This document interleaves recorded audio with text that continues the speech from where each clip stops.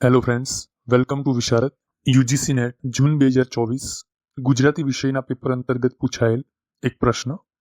કમઠાણ ચલચિત્ર કોની નવલકથા પર આધારિત છે? વિકલ્પ આપ્યા છે અશ્વિની ભટ્ટ, શૈયદા, જયંત ખત્રી યા સારંગ બારોટ. તો કમઠાણ ચલચિત્ર એ અશ્વિની ભટ્ટની નવલકથા કમઠાણ પર આધારિત છે, જે વર્ષ 2001માં પ્રકાશિત થયેલી. આવો એના વિશે થોડું જાણીએ. પ્રસ્તાવનામાં શ્રી અશ્વિની ભટ્ટે એકદમ હળવાશથી કહ્યું છે, આ એક પ્રહસન છે, હળવું વાંચન પૂરું પાડે તેવી કથા છે.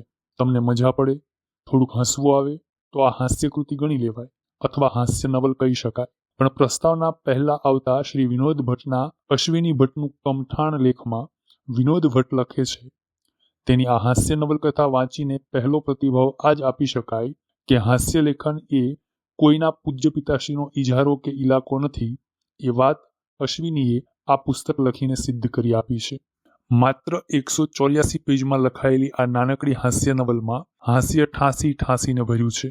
જાણે કોઈ ફાર્સિકલ પ્લેને આપણે માણતા હોઈએ તેમ એક પછી એક દ્રશ્યો ભજવાતા જાય છે. પાત્રોનું આવાગમન, તેમના સંવાદો અને પરિસ્થિતિમાંથી નિષ્પન્ન થતું ખડખડાટ હાસ્ય બધું જ બહુ સુંદર રીતે આલેખાયું છે.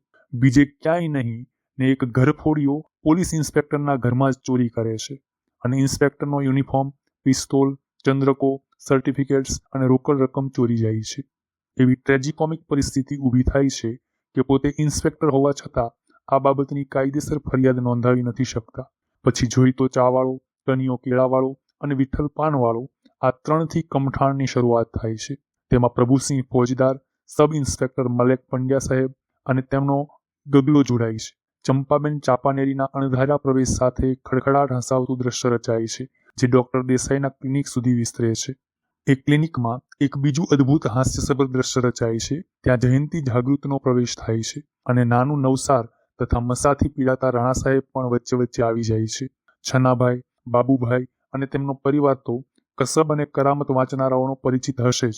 તેમની અને પોલીસની વચ્ચે થતી નાટકીય મુલાકાત અને વાટાઘાટ, મકુજી અને ગોટુ અને વાર્તાનો અત્યંત રમૂજી અંત કમઠાણને શબ્દશઃ એકી બેઠકે વાંચવા જેવી બનાવે છે.